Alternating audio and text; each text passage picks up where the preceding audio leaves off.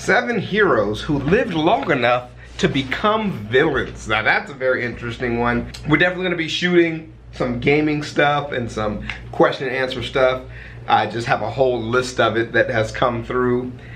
Keep dropping stuff in the Discord, guys. I'm really enjoying it. I got some Dark Souls edits coming up because of the network test. So, you know, I'm playing around with that. I'm having a good time there. And what else, dude? Somebody else said something. Oh yeah, there was a big argument going, not argument, just conversation about Jake Paul and how I would argue with Jake Paul and his brother. That is funny as fuck. Continue that kind of speculation, because fuck those dudes. I don't enjoy their content. And not even from like a, you know, a hater point of view, but just like as an objective, like I wouldn't hang out with them point of view. Which is fine. They wouldn't hang out with me either. I'm black. Alright, so let's get it. Let's get it out. They say you either die a hero or live long enough to see yourself become the villain. That's true. Or you start out as a villain and keep on being a villain. Right, That's the third option, very popular. Sadly, option 2 seems to have lots of appeal for video game protagonists because we're always having to deal. Here are a bunch of times when we had to do just that. Enjoy and watch out for spoilers for the following games. Dead Rising 2, Army of 2, that's a good one. Bro, Army of 2, if you haven't played it, get on that shit. And that was not Nina, that was the chick from Resident Evil, but who cares? Star Wars The Old Republic, so true. Borderlands sequel, nice, actually nice. Hey! You get the hell away from my bike! Whoa, chill, okay, sorry.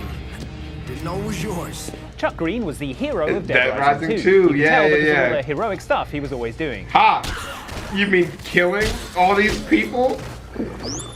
It took me so long to play Dead Rising, guys. I'm a big boy now. Not all heroes wear clothes. Whatever Chuck was getting up to in Dead Rising 2, it was all in service of keeping himself and his daughter Katie alive. This was easier said than done, not only because of the hordes of ravenous undead and psychopathic mailmen that populate Fortune City, but also because Katie was infected with the zombifying virus and needed a dose of anti-zombie drug Zombrex every 24 hours, or she'd turn into a zombie, Chuck would be sad, and the game would end. Katie? Oh god, that's so sad. Where are your pants at? Where are your pants at, homie? Put your pants back on. Game Dead Rising 2 Off the Record reworks Dead Rising 2 with Frank West of Dead Rising 1 as the hero instead of Chuck. Touching. It imagines how Chuck would deal with that game over you got if you failed to get Katie her Zombrex in time. Spoiler alert, the answer is not well. Hey, sorry, buddy. I thought you were one of those crazies. I just can't trust people anymore. I'd be dealing with nut bars all day long. Yes, Chuck is now a wild-eyed nut bar in desperate need of both a haircut and to stop carrying around a creepy doll version of his dead daughter. That is kind of possibly weird. Not in that order. Yeah. Let's get you and your daughter back to the safe house. So he touched it. You don't touch a man's thing of their daughter. Okay, I gotta fix this fucking light. This light, literally, this is crazy. I'm sitting here in the light and in the darkness at the same time. How is that possible? God fucking damn it. This damn thing, just damn it. Just damn it. How's that? My light skin enough now? You're just one of those nut bars. You just want to hurt her. Keep her from getting her Zombrex. Frank's attempts to reason with Chuck don't go super well, and you end up having to fight Chuck, no small ass, as he's equipped with his trademark Slicycle, a motocross bike with twin chainsaws protruding from the handlebars. Oh! Eventually you'll defeat Chuck, at which point he'll die clutching the doll's head, and you'll say goodbye to a character with whom you spent countless hours in a moment that's as touching and poignant as Dead Rising ever gets. Man, that guy was a few screws short of a workbench. That's funny. Genuinely as poignant as Dead Rising ever gets. That's funny. That's so bad, it's funny. Oh, God. You sure that was necessary? It's Shanghai. Better safe than sorry. I'm JB. They didn't give me your names. Salem. Rios. Co-op shooter series Army of 2 aim to demonstrate that 2 heads are better than it's 1. Such a fun particularly game. if those heads are wearing spray-painted ballistic masks. Okay, hold on. Me and Skitten bought Army of 2 when it went on sale during the big backward compatibility sale on Xbox. because we wanted to be an army of 2. Makes a lot of sense. Would have made a great video, right? Because we wanted to play the shit on the Xbox. And the way that you play in co-op is if both of you have an Xbox One and then play online. There's no local co-op option on the backward compatibility. Or there wasn't when we tried to play. Bastards. Why do I have this up here? Right, let's get moving. And the best thing is, they're always ready for a pickup game of street hockey. Throughout the first 2 games, Salem and Rios were inseparable, sometimes literally in the sequences where the game glued their spines together for a shootout. Yep. That shit was fucking fun though. Pretty sure that just makes them a bigger target.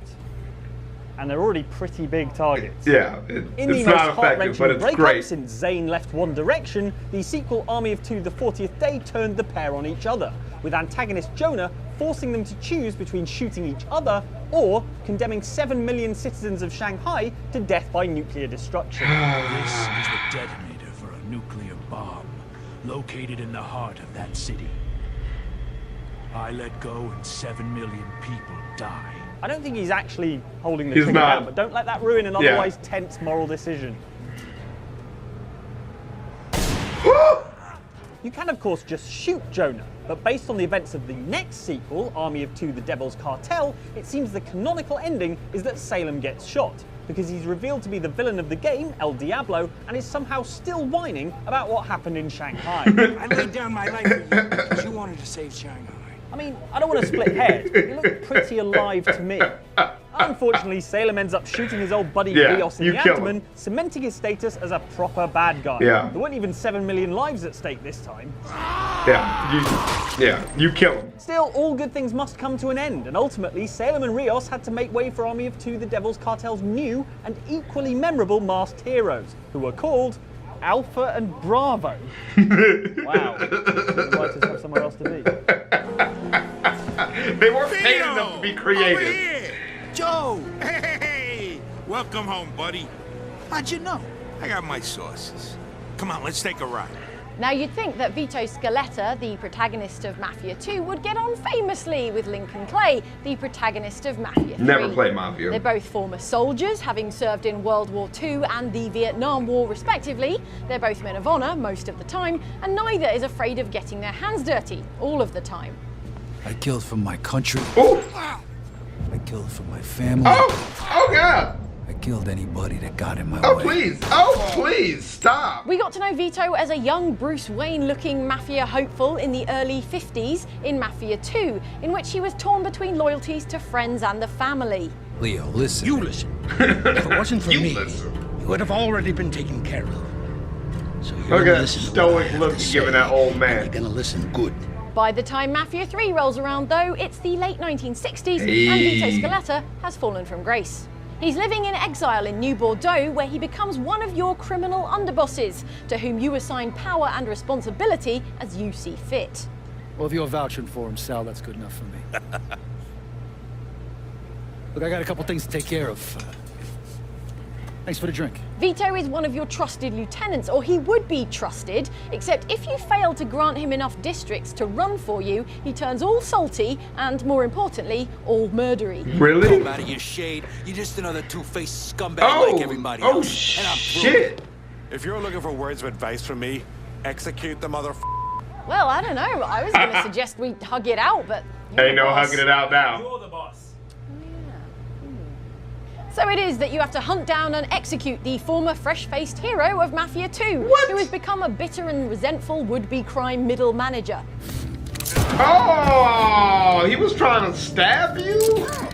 You literally are always told not to bring a knife to a gunfight. Literally always. If I hadn't neglected your role in my crime empire, Vito, you might still be here today, instead of food for the New Bordeaux swamp gators. who I never neglect. Yeah. What? Those guys you really want to keep on side. Excelligione! Stop right there! Oh. Oh. Bravo! Damn it, where's Jill? Jill? Maybe I'll tell you. Maybe Okay. Resident There Evil you fans go. will remember Jill Valentine as the Master of Unlocking from the original Resident Evil. Jill, Here's a lockpick. It might be handy if you, the master of unlocking, take it with you. There you go. Thanks. Maybe I'll need it. And as the main playable character in Resident Evil 3 Nemesis, which, judging by Jill's get-up, took place on Casual Friday at the RCPD. No. Bro, the classic. The classic. She's a playable Resident character Evil. in a whole bunch of Resident Evil games, which is why it's such a surprise when, in Resident Evil 5, pouty villain Excella Gione's plague doctor-looking bodyguard, who's been kicking your ass all over the exquisite parquet flooring, turns out to be Jill herself. Oh hey, Jill! It's me, Chris! We were in SARS together? Remember when Barry said Jill sandwich? Good times. Damn! Jill? Well, that's just rude. Yeah. It turns out that Jill is being mind-controlled by series mainstay Albert Wesker into doing his bidding. Well, they picked the right His bidding one. seems to be mostly wear a skin-tight catsuit and do backflips. But she badass though. Damn. This means you have to fight the newly formed tag team of Wesker and Jill, both of whom have been cheating by taking performance-enhancing viruses, which give them super speed, super strength, and apparently the kind of hair you'd see on a Slytherin house captain. You handle Wesker. Like all evil geniuses, however, Wesker's plan had one small flaw. The mind-controlling device he implanted in Jill took the form of a massive glowing weak spot. Oh, so you can just take it off. He's gonna kick himself when he realizes. Let's finish this. Oh, and he's dead. Or Jill will kick him. Look, someone will kick him, that's all that matters. No, he's dead now, so that's cool.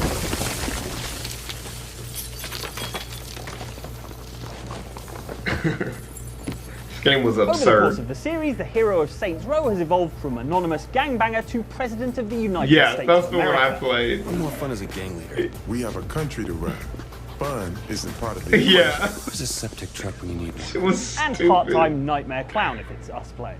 During the Saints Row 4 mission, A Game of Clones, the simulation is being flooded with gang members from previous games in the series, Ooh, shit. including the Ronin from Saints Row 2 and the Oh, Vice you put Kings your from the first hand game. in his The biggest chest. surprise is saved for the end of the mission, though. The hell is that? Yes, it's the default player character from Saints Row 1. But remember, this was back when the series was a slightly more po-faced attempt to cash in on GTA's That success. you are- As a result, he's an anonymous-looking dude wearing a boring black t-shirt and jeans. He's not even wearing clown makeup. What is this, amateur hour? Rather than fighting alongside you as you might have expected, though, your former self has become Oh, a bad Lord. guy. Worse, he's a super-powered bad Yeah, guy. he's fucking you up. Bop, bro.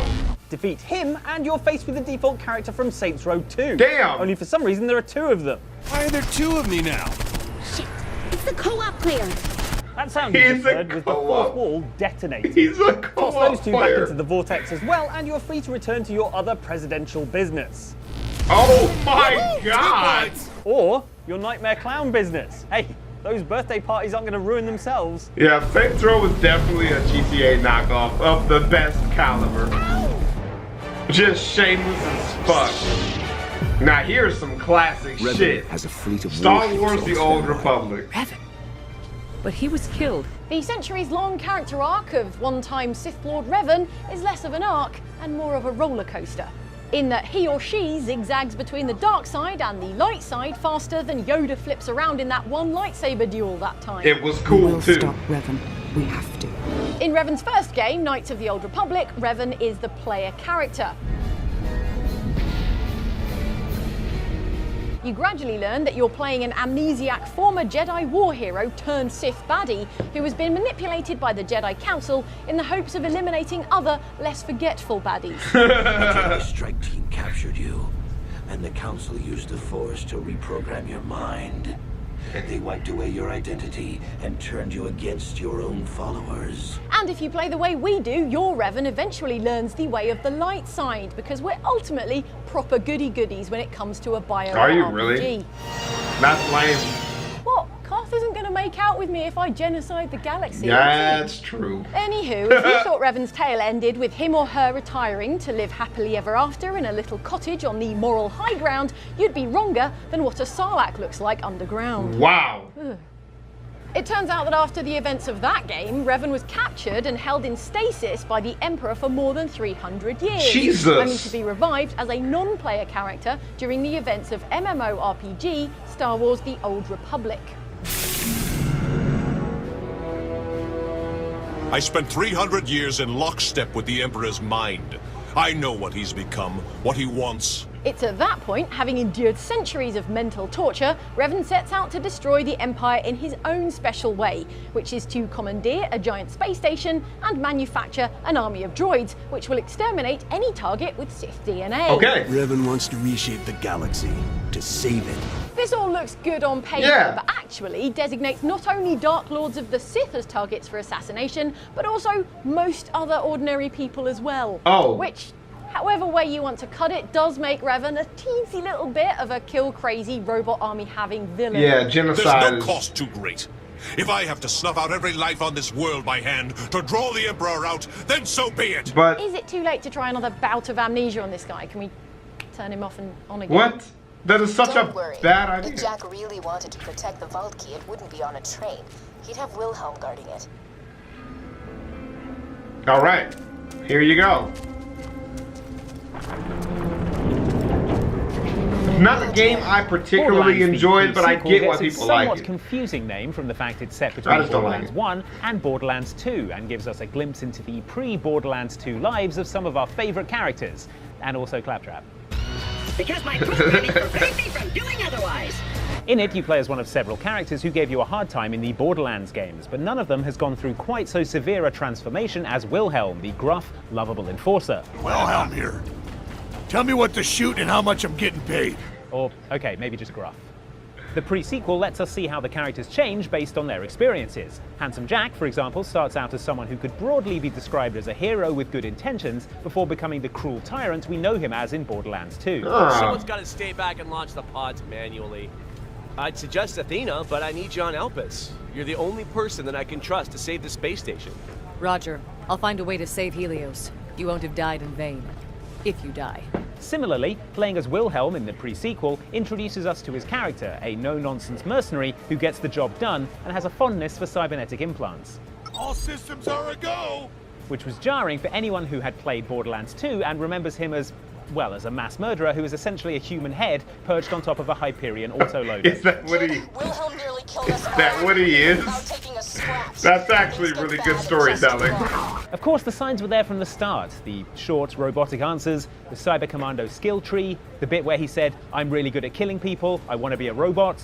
I'm really good at killing people. I want to be a robot. Well, in retrospect, that was probably the biggest clue. Yeah. When he says, I want to be a robot. Yeah, well, everybody's got goals, man. Oh, Lord. Oh, what a bunch of bad villains those guys turned out to be. They always disappoint you, don't they? In the end, they always let you down. Let me not let you down, segue, there, by providing you with another Outside Xbox video. There's literally nothing up there, and that makes that hilarious. ChavezzSlovakia, thank you for joining me for this video. That ran a lot longer than I thought it was going to, but you know what? I enjoyed it. We gotta get back into some more Dark Souls now. I think I need one other video. Ooh, Skitten's Tekken video dropped today. Oh, Skitten's Tekken video's out. We should watch that instead. And I'll see you guys in the next one, y'all. Peace. Crocs, Crocs, Crocs, Crocs, Crocs, Crocs, Crocs, Crocs, Crocs, Crocs, Crocs, Crocs, Crocs, Crocs. I'm rocking Crocs. I'm rocking Crocs. I'm rocking Crocs. Wearing Crocs, boy. I'm rocking Crocs. I'm rocking Crocs. I'm rocking Crocs. Wearing Crocs, boy. My Crocs are gold. My pops is old. My Crocs got soul. My Crocs are bold. I go to church wearing Crocs. I'm always turned wearing Crocs. My Crocs are great. Your Crocs are lame. With my Crocs, I can cross a lake. Crocs, Crocs, Crocs, Crocs, Crocs, Crocs, Crocs.